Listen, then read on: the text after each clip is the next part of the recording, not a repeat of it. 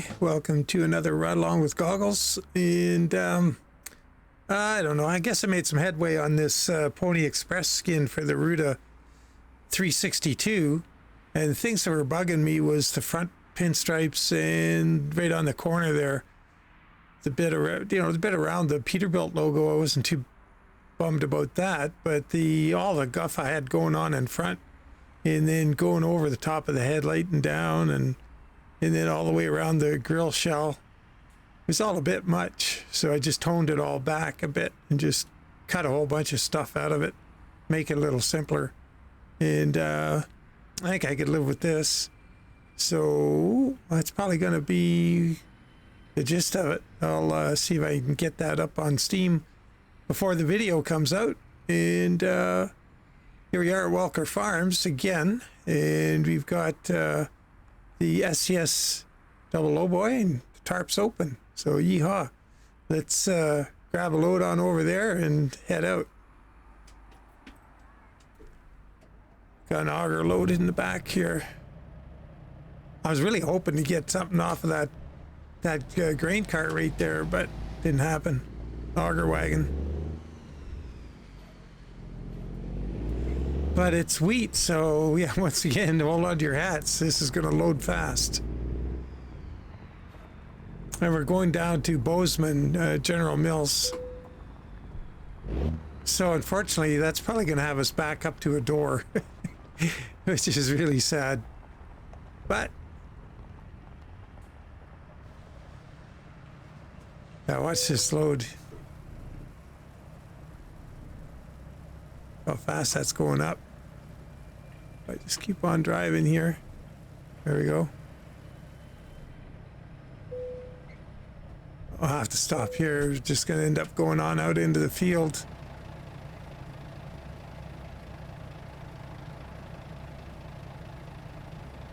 But wheat, the American people are counting on you. From my time combining when I was young, wheat is a very dense, very uniform, round little seed, and not seed, grain, I guess, and it does flow. That's for sure.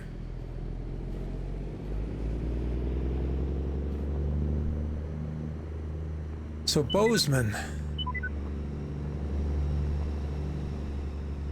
got the, I believe it's a Slav Jerry ISX Cummins in here. I kind of like the sound of it. I'm not crazy about the Jake brake, but nice change. I think the consensus was when I drove this thing last time when I was asking about the dashboard, yeah, keep the barnwood in it for the dash, so I guess I will. But you don't have to have it, it's an option. It's the painted option. So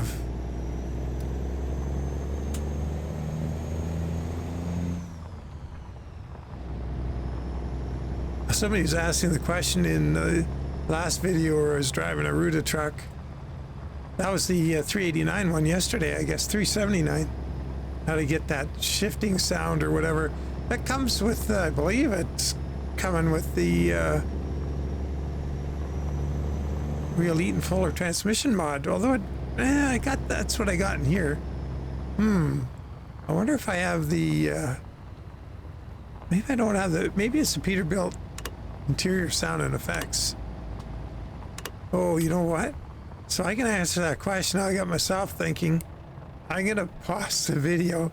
Gonna jump out and check. Okay, I'll be back. I just gotta figure out where my pause button is. Right there. Back in a sec. Okay, I went and looked. I've got the Peterbilt interior and effects pack in here from Z-Mod, and I'm using the real Eaton Fuller transmission. So one way we should be able to tell is the sound of the windows. Let's listen. Oh, maybe I turn the engine off.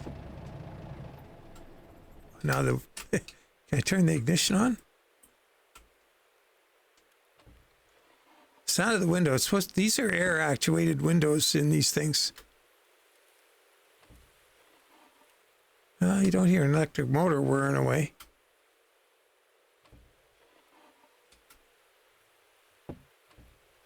Okay, it definitely doesn't sound like the other ones, or without it. So I guess that interior and effect pack is working. All right, so I think the shifting sound, it's there, but it's just not as pronounced in this truck as it was in the 379.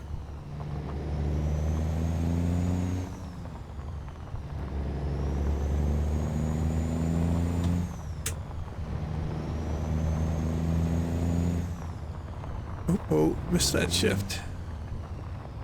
330 miles to go.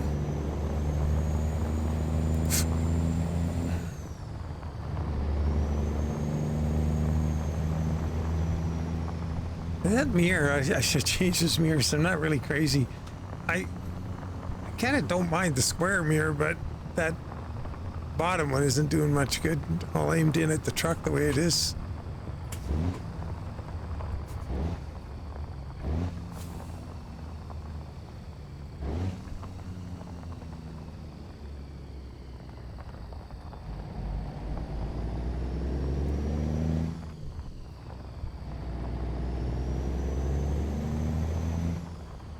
In 400 meters, turn right.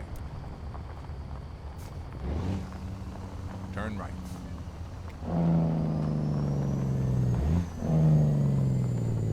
I guess that Jake isn't terrible.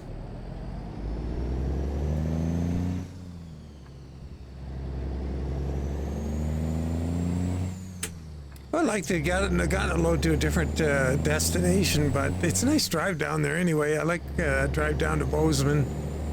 We may have done it not that awful long ago. Oh, what do we got going on here? That's Gonzo. There's it Zeke. There's it me. Wow, look at that, eh? He must have got hit by the train. Have a little photo of that. Must have got clouded by a train. That's interesting as all get out.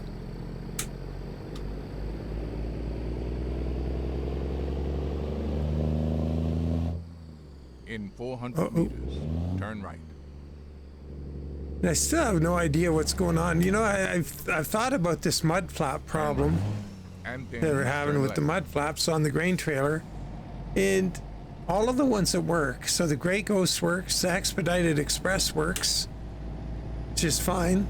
And what they have in common is I made those mud flaps with the old version of Mod Studio 2. And the Hell Creek Trucking and Pony Express were made with the latest version of Mod Studio 2. It was updated like, 2 weeks, a month or so, maybe a month ago. And so I think there's something there, because it's screwed up. There's something really wrong with it. I'll have to talk to Polly about it. 'Cause I can't think of what else it can be. I've gone in and rebuilt them and reordered them and took them all out of the skins and put them in with the mud flap pack as opposed to having them packaged with the skins. And these are new skins, of course, since the Mod Studio 2 update. So there's something fishy going on there.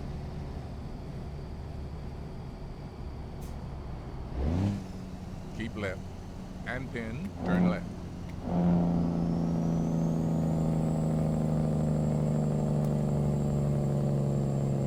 Turn left. Boy, that Jake isn't super effective. I'll have to check and see if that's sounds like the third stage, if it's got 3.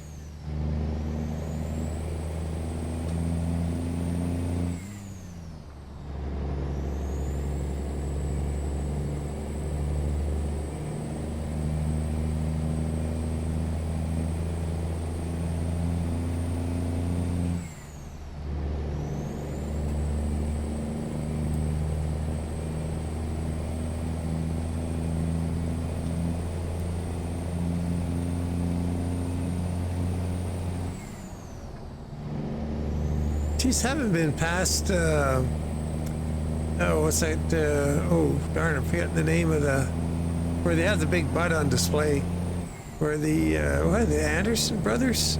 The guys who have that, the big, is it 16 or 12 cylinder big butt? The 747? Oh, I have this window down still, I think.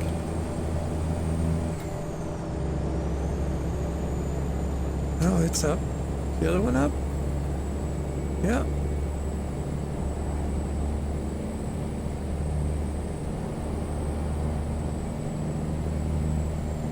Pay attention to what I'm doing here. We're gonna wipe this guy out. Acura. Honda Acura? On the side of a dump trailer. What? That is weird.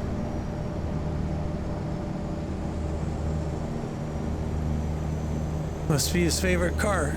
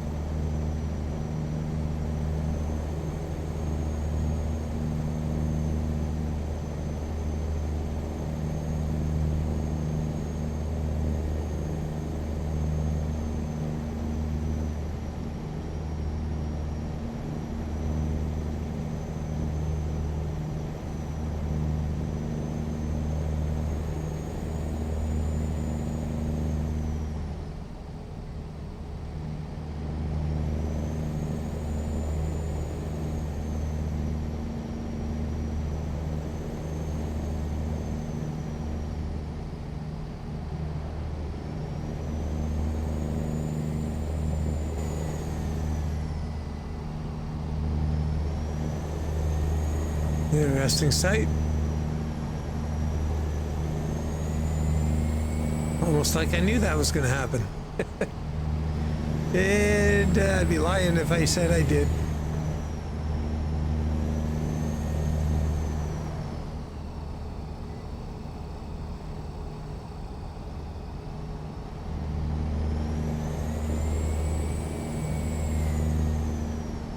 Might have been a turbo whistle from this engine.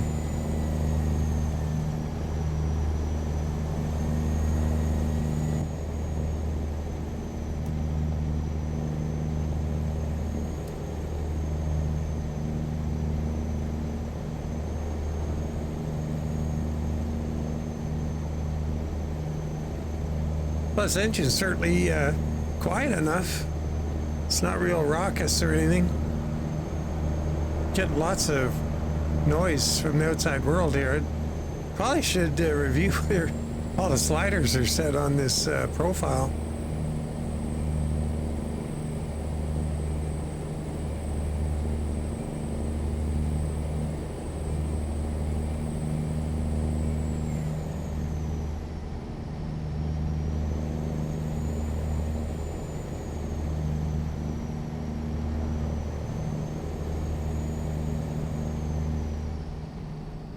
I wonder if I should try putting a mask layer over that. I think I might try that on this barnwood before I publish the skin.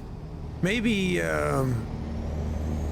take sort of a, I don't know, maybe a golden kind of color, or deep gold, or a light brown, or something, and then just make it like a really light alpha.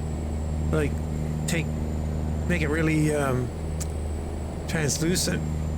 Try a few different things over top of the wood just as, whoa, yikes, that was scary. Make it just look a little different, a little better. To me it looks a little, you know, I mean, barnwood is supposed to look a little washed out, but it's kind of got an almost pinkish tone to it that I'd like to get rid of. I guess the logical thing to be, you know, try black, but I could also try you know, a brown / gold, something that just gives it a little bit of a warmer look. Just take it from 255 down to like 35 or 50. Guess a guy could, well, you get a sense of it when you're doing it on the drawing, on the skin. When you're changing it there, you get a sense of what the change is going to look like. Although it's, it generally looks darker on the drawing than it will in the game.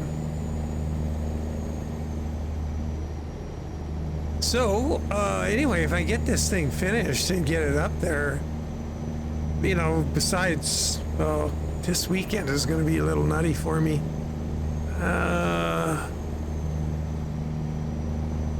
Gotta go out to, it's the kids' birthdays coming up next weekend. Their birthdays are the 5th and 6th. And, so, and they got, you know, things to do with their significant others and stuff. They've reached an age where we don't get to tell them what they're doing on their birthdays, you know, so they got their lives now. So we're gonna go out to Banff on Sunday and just go out and have brunch or something out there. I think it's only an hour drive from us, so it's like, you know, why wouldn't you go out there? It's pretty darn nice. Other than tourists everywhere, but it's not tourist season yet, so it shouldn't be too bad.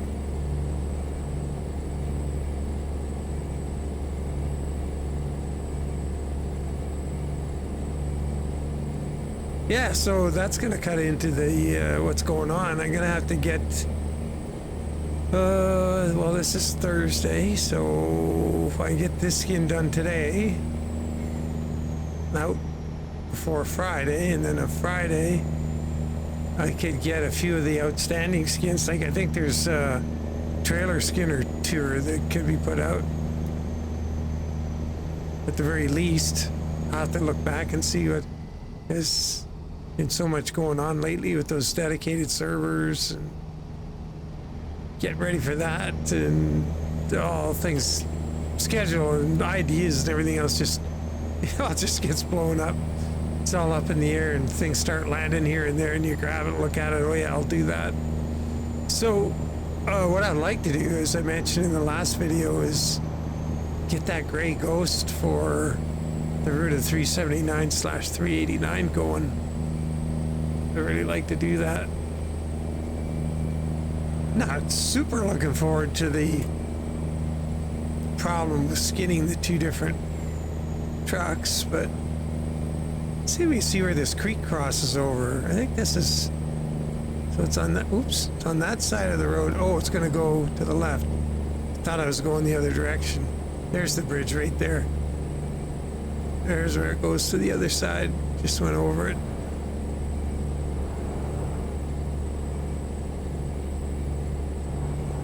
I guess I haven't been coming the opposite direction on this road too much.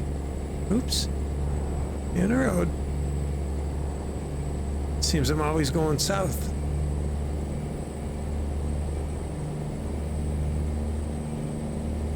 So the cargo weight, yeah, that's why we're slowing down so much on those slight hills. It's 65,482 pounds, so call her 65.5. Pretty heavy load.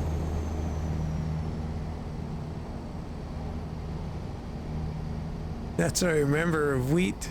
I remember when I was farming, like, didn't, you know, every now and then you get a break from driving the combine and get to do a little trucking for a change. And I remember one of the trucks they had was an old Ford F850. And that's the one. Oh, what are we doing up here? We staying right here? Oh, I better get back over there. It was the, oh, we say keep left. Oh, shoot.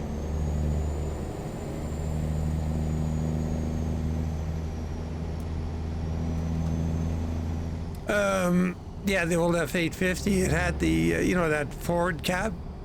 And, but it's not a true cab over, because the, had a big honking doghouse in it. And the engine, it's really common on a fire truck back in the day.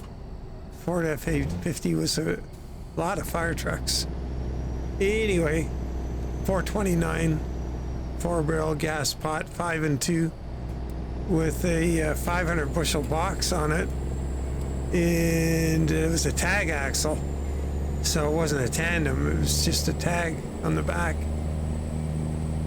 And oh my god, I don't remember we were able to put 500 bushels of wheat in it, because you wouldn't get it off the field.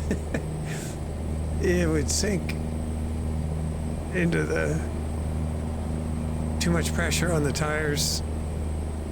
You could put 500 bushels of oat in it, oats and barley for sure. Don't remember on flax, I don't think so. But the wheat was heavy. That's, you know, I'm just commenting on that as this footload seems to be pretty heavy here. Yeah, old Ford, it had the, you know, the gear shift, because it's remote. Like you're up here, the gear shift's got a linkage of a bunch of universal joints and stuff going to the back to the transmission. And so they're, yeah, I imagine new, it might have been all right. But when you get one with quite a bit of wear on it, so that truck would have been 8 years old or so when I was driving it. And it was worn already. And I remember the lower gear, or any gears forward, like first or third.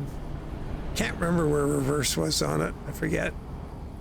But first or third, so it was a 5 and 2. So it would have been, yeah, reverse 1, 2, 3, 4, 5.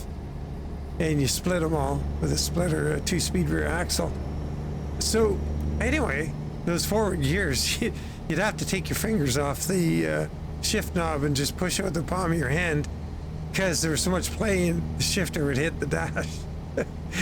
And yeah, you didn't want your fingers in there. But that was, you know, it's good times though. It's good to drive stuff that ain't perfect. It teaches us something about, you know, if you can drive it when it's not really good. And that was, you know, I guess it was the case with a lot of farm trucks back then. They had a 2-year-old. Oh no, wait a minute. I'm trying to think of the, oh, 2 or 3, maybe 2-year-old Chevy C60, C65 maybe. It was a 350 in it, so I don't think it would, maybe a C60. 5 and 2 again, and but it was, you know, it was like new and tight, and it only had a 350 bushel box. Keep right. And it was sure a lot more fun to drive than the old Ford. But having said that, the old Ford was more challenging, and there was a little more satisfaction in getting that thing off the field really heavily loaded. keep right. And then turn right. Once you're out on the road, you know, the dirt road or whatever you're on, the challenge is substantially reduced. Getting it off that soft black soil without getting stuck, getting her on the road. It's good times. Valuable, really good lessons.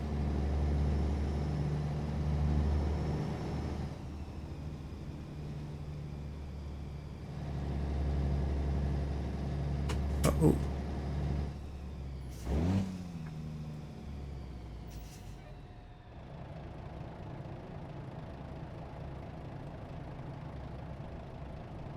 Yeah, you'd be the double clutching fool trying to get that thing, you know, you try to get some kind of speed. The trick was, because I remember the most challenging field, we did a lot of different fields, but I didn't drive the truck a lot. So the one I do remember most, I drove the combine far more, but was the one approach, it went up and it was a left turn to head towards town to the grain elevator, but we were taking it straight to the elevator. What's going on there? The fields are really big. This is in Manitoba. The fields are huge, so you're coming off that field many times a day between you and the other trucks. and you're wearing a path to that gate, that approach to get off onto the road. So when you're way out by the combine where you just loaded, well, it's the first time a truck's driven there in years, probably, or ever. You know, that particular spot on that particular great big field. Keep right. But as you get closer and closer to that approach, more and more trucks have been on it. Turn right. And this year in particular. So, You've arrived. It's been my it gets honor more and more duty to torn see up you the through. ground, and then it was a slight uphill, and you'd get to that. Hey, you're trying to get the thing going as fast as you can go, and trust me, it's not fast enough to be dangerous because the ground, the weight, the tag axle, and you get finally there, and you got the downshifting. A little, you got to do it a little ahead of time. You can't say, wait, well, I should downshift now because that's too late. The thing will stop. You got to plan ahead and downshift with what you think in normal circumstances would over rev the engine, but it doesn't because the thing slows down so much when you lose forward momentum. So anyway, it's that, double clutch and downshifting and trying to have enough speed to get up that approach, not go too fast, not tip it over. It's all really good stuff for figuring out a bit of judgment.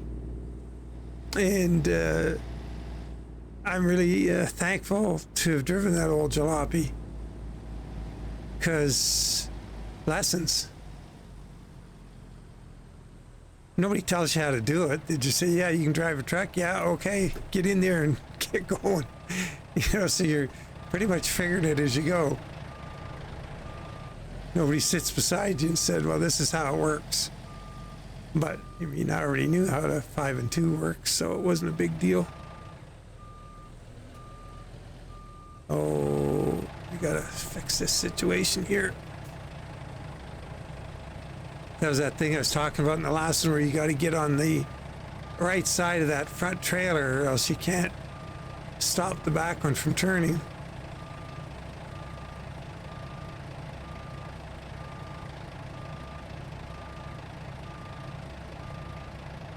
Oh shoot, now we're in trouble.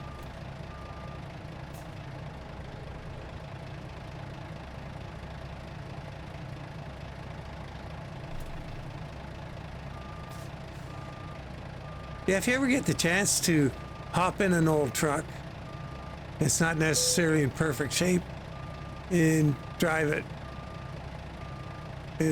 Take it.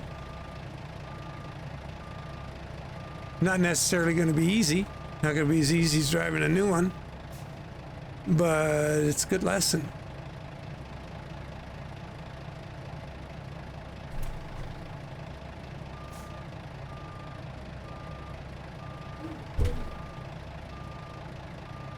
Well, we're really having troubles here. Oh, waited too long. But we got the trailer more or less where we want it. Just got to get the truck straightened around.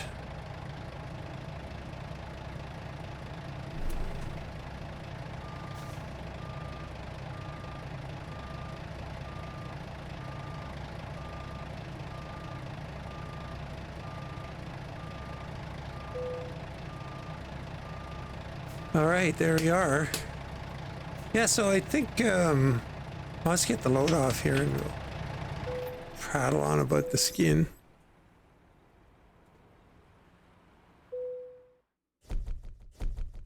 Oh, I was thinking the other day too, I should mention before I go back to the skin, on that video where I did, they had to set up the Estrelon 1-to-1 map and, putting a bunch of mods in and everything else. If you're not, if you want to do the economy thing or get in there, you saw when we offloaded how much that job paid. It was like something crazy, like $100,000 or something. Excuse me. It would be kind of a cool thing to do, to go in there and, start from scratch without adding all those mods or whatever and building up your own little business and whatnot, because at the rate it pays, you'd be in the money in no time in buying trucks and everything else.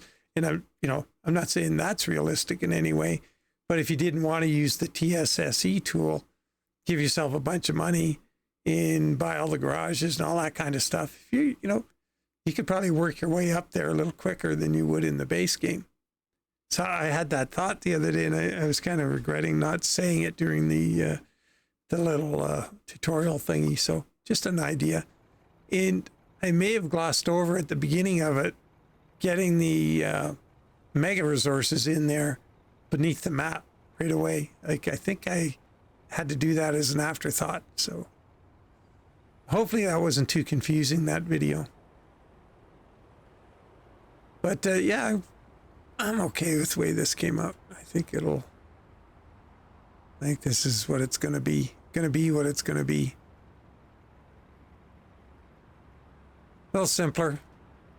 Anyway, as always, guys, really appreciate you following along, and hope you have a great Friday and leading into a really nice weekend.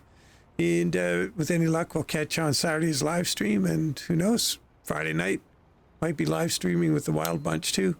I haven't heard what we're doing yet, but we'll see how that goes. As always, take care. Catch you on the next one, and bye for now.